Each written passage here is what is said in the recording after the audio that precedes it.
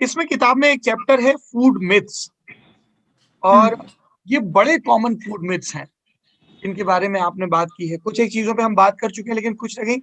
आप you come across so many people, आपको सबसे ज्यादा कौन से फूड मिथ्स मिथ्स दिखते हैं लोगों में?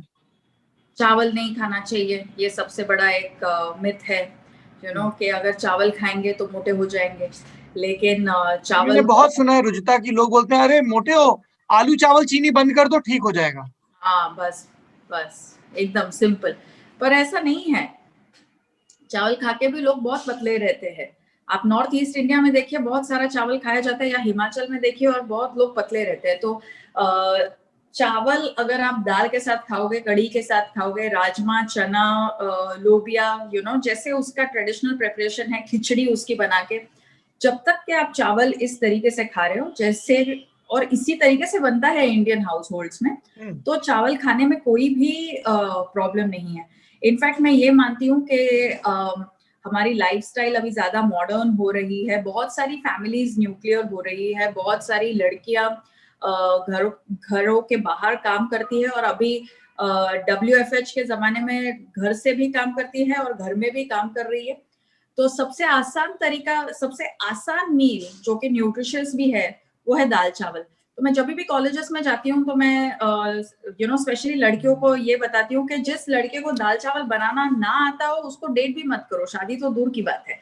तो बिल्कुल ठीक। या तो जो सबसे इजी है बनाने के लिए, जो सबसे इजी है डाइजेस्ट करने के लिए, अगर उसी को हमने मोटा बना दिया, या उसी के बारे में मिथ बना दी, तो फिर हम बिना चावल खाए भी मोटे ही रहेंगे। जो आपने भी देखा होगा कि लोग जो चावल छोड़ते हैं वो पतले नहीं होते, वो मोटे ही रहते हैं, उनका मोटापा बरकरार रहता है। पतला होने के लिए आपको काफी सारे छोटे छोटे लाइफस्टाइल चेंजेस करने पड़ते हैं, और फिर आपको उन्हें उम्र भर निभाना पड़ता है, तभी आप पतले रहते हो।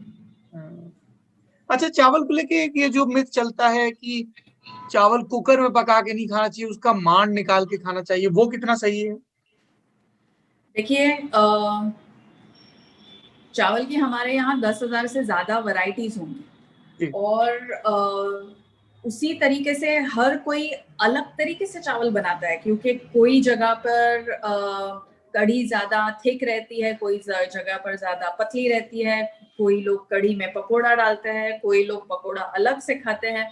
तो ये रेसिपीज के हिसाब से चावल की भी पकाने की रेसिपी हमारे यहाँ पर कस्टमाइज्ड है। तो कोई कम्युनिटीज में मांड निकाल के खाया जाता है, कोई कम्युनिटीज में मांड के साथ, कोई कम्युनिटीज में मांड निकाल के घर के बुजुर्गों को या बच्चों को वो मांड दिया जाता है, और बाकी जो अडल्ट्स है वो सिर्फ चावल खाते हैं। तो जो आपके दादी नानी ने जैसे आपको सिखाया हो कि इस चावल को इस तरीके से पकाना है, आप उसी तरीके से उसे पकाइए ताकि आपको मैक्सिमम न्यूट्रिएंट्स मिले उससे। यहाँ पे मैं हेल्थ एक्सपर्ट तो नहीं हूँ, लेकिन रुचिता की किताबें पढ़ पढ़ के थोड़ा सा हो गया हूँ। मैं अपने व्यूअर से ये भी कहना चाहूंगा, please don't be obsessed with basmati and polish rice, please Oh don't yes, be. जो आपके yeah. लोकली हो रहा है, चाहे वो सोना चूर हो, करतनिया हो, काला नमक, जो भी किस्म है, और वो दिखने में सुंदर से ज्यादा उसकी खुशबू, वो सुपाच्य कितना है, मोटा है, वो सब चलेगा। Don't get obsessed with basmati please. Yes, absolutely. In fact, I think एक बहुत अच्छी चीज, एक अच्छा इनिशिएटिव जो अभी इंडिया में चल रहा है वो है कि अलग अलग राइस को GI का मार्क मिल रहा है।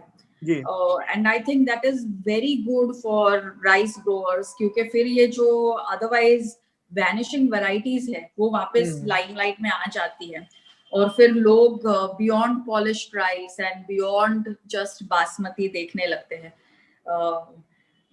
वैसे हर एक राइस में एक स्पेशल बास तो आती ही है, एक स्पेशल फ्लेवर हर एक राइस में। If we go by that nomenclature. Yes yes, मेरे तो एब्सोल्युटली। घर में अभी हमारे एक मित्र ने एक यूपी में सिद्धार्थनगर महाराजगंज के इलाके में एक चावल की किस्म होती है काला नमक। ये चावल की किस्म है, और उसमें इतनी खुशबू होती है कि वो आप यहाँ पका रही हैं। मतलब एक कहावत चलती है कि एक आदमी खेत की रखवाली कर रहा था, और उसने खेत के मालिक से पूछे बिना और वहां से निकाल के पैडी और बना के वो खाने लगा, तो उनको घर पे पता चल गया खुशबू इतनी थी। क्या बात है, तो क्या ऐसी बात। कहावतें चलती हैं।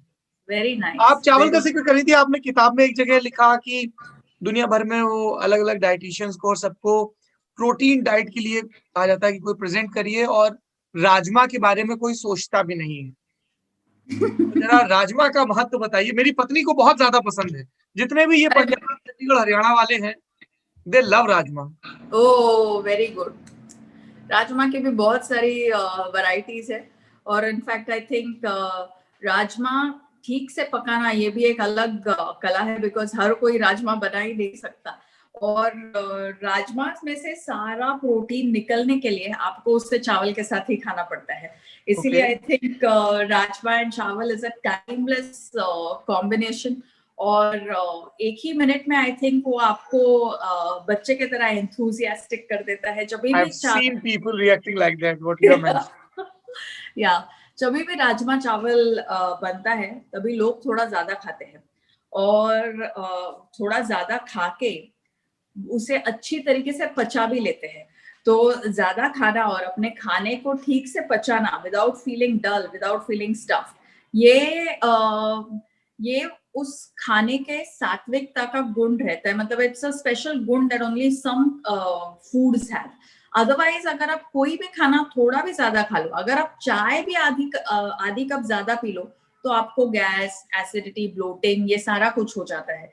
लेकिन राजमा चावल जो अच्छी तरीके से पकाया हो, अगर आपने पूरी एक प्लेट भी ज्यादा खा लिया तो भी आपकी बॉडी उसे आराम से पचा लेती है। And this is something which is You are giving them license, Rujuta, कि go for 2 more servings.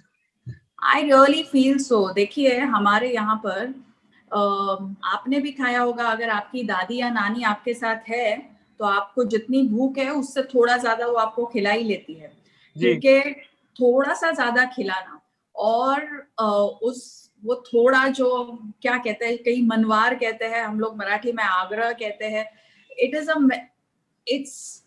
It's a way of showering love, you know.